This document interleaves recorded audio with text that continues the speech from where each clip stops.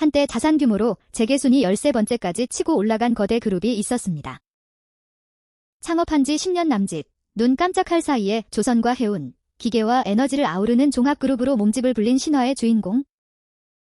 그런데 그 신화는 정점에 올랐다가 마치 모래성처럼 무너져 내렸습니다. 채권단이 개입하고 계열사들이 하나둘 매물로 뜯겨나가고 마침내 그룹이라는 이름 자체가 지도에서 사라지기까지 걸린 시간은 채 몇 년이 되지 않았습니다. 오늘은 대한민국 재계의 차입경영의 위험이라는 무거운 교훈을 남긴 STX 그룹의 흥망을 그 시작부터 마지막 순간까지 따라가 보겠습니다. 이야기의 출발점은 한 셀러리맨의 성공담입니다. 대기업의 평범한 직장인으로 사회생활을 시작한 창업주는 2000년대 초 부실기업으로 시장에 나와 있던 조선기자재 회사를 인수하면서 자신의 이름을 건 사업을 일으켰습니다. 이 회사가 바로 STX의 뿌리가 됐습니다. 남들이 거들떠보지 않던 부실 회사를 사들여 정상화시키는 그의 안목은 처음엔 분명 빛났습니다. 그가 택한 성장 전략은 뚜렷했습니다. 인수합병, 그것도 남의 돈을 빌려 회사를 사들이고 그 회사를 발판으로 또 다른 회사를 사들이는 방식이었습니다. 조선소를 사들이고 해운 회사를 사들이고 엔진과 기계 회사를 품에 안으면서 STX는 조선에서 배를 만들고 그 배를 자기 해운 계열사가 운영하고 그 배에 들어가는 엔진까지 직접 만드는 이른바 수직 계열화를 완성해 갔습니다. 겉으로 보기에 이 구조는 완벽했습니다. 조선 경기가 좋을 때는 모든 계열사가 함께 돈을 벌었으니까요. 배를 만드는 조선소는 일감이 넘쳤고 그 배를 굴리는 해운사는 운임을 벌었으며 엔진과 기자재를 만드는 계열사는 안정적인 납품처를 확보했습니다. 하나의 그룹 안에서 원자재부터 완제품, 그리고 서비스까지 순환하는 이 구조는 경영학 교과서에 나올 법한 이상적인 시너지처럼 보였습니다. 시장은 이 젊은 그룹의 속도와 야망에 열광했습니다. 2000년대 중반, 전 세계는 조선과 해운의 초호황을 맞고 있었습니다. 중국의 폭발적인 성장으로 원자재와 물동량이 넘쳐났고 배를 만들기만 하면 팔리고 배를 띄우기만 하면 운임이 치솟던 시절이었습니다. STX는 이 파도를 정확히 올라탔습니다. 국내를 넘어 해외로 눈을 돌린 그룹은 유럽의 유서 깊은 크루즈선 건조업체를 인수하며 세계적인 조선 그룹으로 발돋움했고 중국에는 초대형 조선기지를 세우는 대규모 투자를 단행했습니다. 창업 10년도 안 돼 자산 수십조 원 규모의 그룹으로 성장한 이 속도는 한국 재계 역사에서도 좀처럼 보기 드문 것이었습니다. 언론은 셀러리맨 신화라는 수식어를 붙였고 창업주는 맨손으로 대기업을 일군 성공한 벤처, 정신의 상징처럼 여겨졌습니다. 그가 그리는 청사진은 거침이 없었고 사람들은 그 자신감을 능력으로 받아들였습니다. 그러나 이 화려한 성장의 이면에는 위험한 진실이 숨어 있었습니다.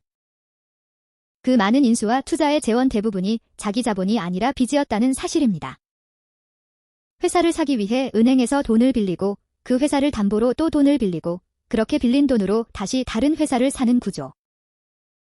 호황이 계속되는 한 이 빚은 문제가 되지 않습니다. 벌어들이는 돈으로 이자를 갚고도 남으니까요.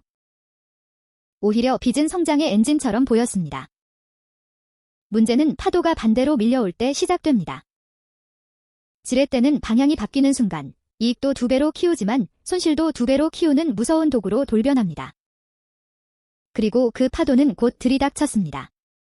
2008년 세계 금융위기가 터지면서 상황은 근본부터 뒤집혔습니다. 넘쳐나던 물동량이 급감했고 하늘 높은 줄 모르던 해운 운임은 바닥으로 곤두박질 쳤습니다. 조선업은 더 심각했습니다.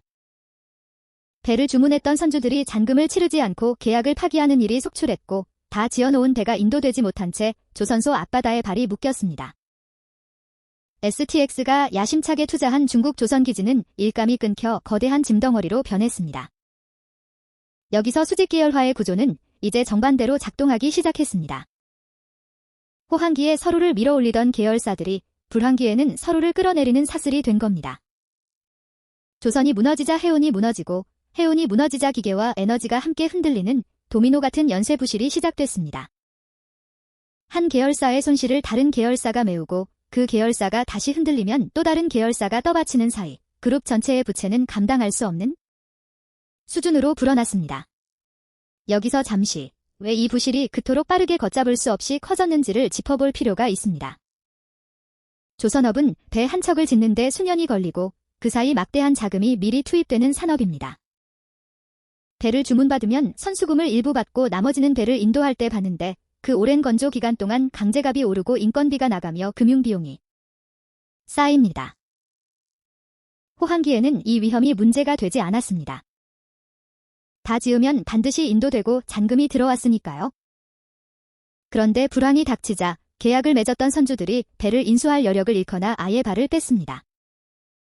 다 지어놓고도 돈을 받지 못하는 배가 늘어날수록 조선소는 이미 쏟아부은 원가를 고스란히 떠안아야 했습니다. 여기에 STX는 남의 돈으로 사들인 계열사들이 저마다 이런 위험을 안고 있었으니 한 곳의 부실이 그룹 전체의 신용을 갉아먹는 속도는 상상 이상이었습니다.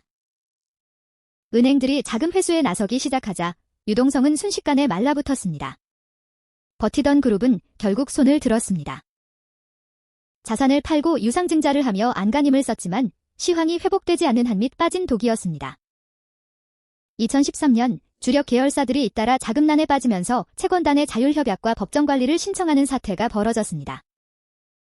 그룹의 심장이던 조선 계열사도 해운 계열사도 유럽과 중국의 해외 사업장도 하나둘 채권단의 손으로 넘어갔습니다. 채권단은 막대한 자금을 투입해 살릴 곳과 정리할 곳을 나누기 시작했습니다. 창업주는 경영 일선에서 물러났고 그룹을 지탱하던 계열사들은 뿔뿔이 흩어져 각자 새 주인을 찾아 나서거나 청산의 길을 걸었습니다. 그토록 빠르게 쌓아 올린 제국이 그보다 더 빠른 속도로 해체되고 있었습니다. 수사와 책임 규명도 뒤따랐습니다. 그룹이 무너지는 과정에서 회계 처리와 자금 운용을 둘러싼 여러 의혹이 제기됐고 창업주는 검찰 수사를 받으며 법정에 서게 됐습니다. 부실을 감추고 계열사 간에 부당하게 자금을 지원했다는 혐의 등을 두고 오랜 재판이 진행됐으며 사법적 판단을 받는 과정은 여러 해에 걸쳐 이어졌습니다. 한 시대를 풍미했던 경영인의 이름은 이제 성공신화가 아니라 무리한 확장의 대명사로 함께 기록되기 시작했습니다. 이 시기는 STX만의 위기가 아니었습니다. 비슷한 무렵, 무리한 확장과 비대에 의존했던 여러 대기업 집단이 잇따라 흔들리며 재계 지형도가 통째로 바뀌고 있었습니다. 채권단 주도의 구조조정이 이곳저곳에서 동시에 진행됐고 한때 재계 순위표에서 당당히 이름을 올렸던 그룹들이 하나씩 지워졌습니다.